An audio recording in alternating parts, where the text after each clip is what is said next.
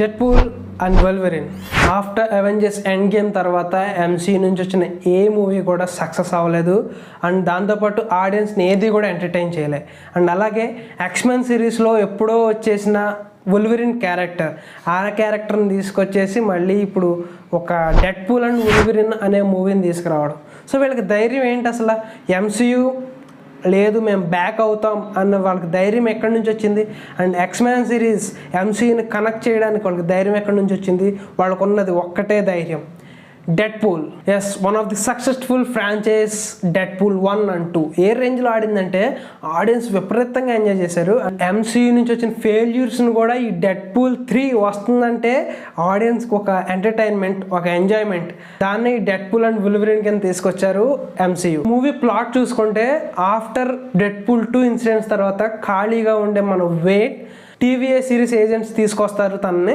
So వచ్చిన తర్వాత ఏం జరిగింది, వల్వెరిన్ క్యారెక్టర్ రావడానికి రీజన్ ఏంటనేది మిగిలిన ప్లాట్ అయితే. అండ్ ఇక మూవీ ఓవరాల్గా ఎలా ఉందనే విషయానికి వచ్చేస్తే నాకు ఒక డీసెంట్ అనిపించింది. మరి ఫస్ట్లో ఎందుకు అంత బిల్డప్ ఇచ్చాం అనుకుంటున్నారా? అండ్ డెడ్పూల్ మూవీ అంటే ఆ మాత్రం బిల్డప్ లేకపోతే ఎవరు చూస్తారు చెప్పండి? డెడ్పూల్ అంటే డెడ్పూలే, one of the crazy characterization in MCU universe. ఎలా అంటే డెడ్పూల్ వచ్చాడంటే మనకు ఒక సేవియర్ కింద అంత ఎంటర్టైన్ చేస్తాడు ఆడియన్స్. ఇక మనకు స్టోరీ అవసరం ఉండదు, ప్లాట్ అవసరం ఉండదు, ఏదైనా సరే ఎంటర్టైన్మెంట్. మూవీ మొత్తం ఎంటర్టైన్మెంట్. దీంట్లో కూడా అదే చేశారు. ప్లాట్ అనేది ఏమీ లేదు. నేను చెప్పింది ఇందాక ప్లాట్ ఒక బేసిక్ చిన్న లైన్ అంతే. దాని ప్లాట్ కూడా అనం జస్ట్ నార్మల్ ఒక మనం మాట్లాడుకుంటాం కదా ఒక ప్లాట్ అని, ఖాళీగా లేకపోతే ఏం చేస్తాం అని ఒక ప్లాట్, దాన్నే తీసుకొచ్చి దీంట్లో ఇరికిచ్చారు. అండ్ ఇక పైనుంచి వచ్చిన వల్వెరిన్. ఇక ఈ 2 క్యారెక్టర్స్ని తీసుకుని ఒక ఫ్రాంచైజ్, ఎందుకంటే ఈ పక్కన ఎంసీయూని, ఈ పక్కన ఎక్స్మెన్ సిరీస్ని అండ్ అలాగే డెడ్పూల్ని, ఈ 3 ఫ్రాంచైజీని ఒక చోటకి తీసుకురావాలి. సో మళ్ళీ ఎంసీయూలో ఉన్న వింటేజ్ ఎంసీయూ ఉంటుంది కదా, దాన్ని మళ్ళీ మనం తీసుకురావాలంటే ఒక బేస్ లైన్ ఇది. సో ఆ బేస్ లైన్ అనే చెప్పాలి. నాకు ఒక రకంగా బాగుంది.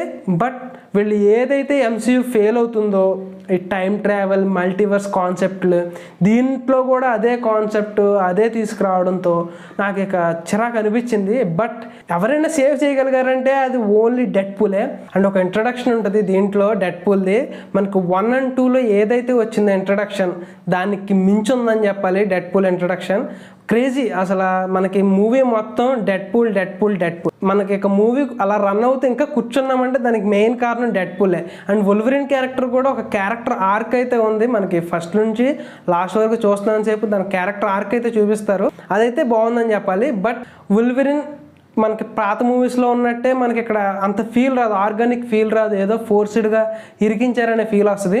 బట్ ఇది ఒక డెడ్పూల్ 3 మూవీ కింద స్టార్ట్ చేశారు. సో అదైతే పక్కా అని చెప్పాలి. డెడ్పూల్ పక్కాగా ఎంటర్టైన్ చేస్తాడు మిమ్మల్ని.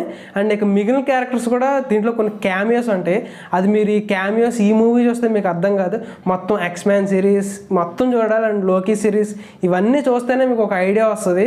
లేదంటే మీకు వెళ్ళి ఏదో చూస్తున్నాం అన్న ఫీల్ తప్పనిచ్చి మీకైతే అసలు ఒక్కటంటే ఒక క్యామియో కూడా మీకు ఇంట్రెస్టింగ్ అనిపించదు. అండ్ ఇక దీంట్లో మన డెడ్పూల్ని ఎంసీయూలోకి తీసుకురావడం అది ఒక మెయిన్ ఇంపార్టెంట్ గోల్. సో దాన్ని వీళ్ళు ఎలా అంటే ఈ కాన్సెప్ట్ని యూస్ చేసి తీసుకురావడం అనేది అంత నాట్ వర్తీ అనిపించింది. బట్ డెడ్పూల్ ఖచ్చితంగా ఎంసీయూలోకి వస్తాడు.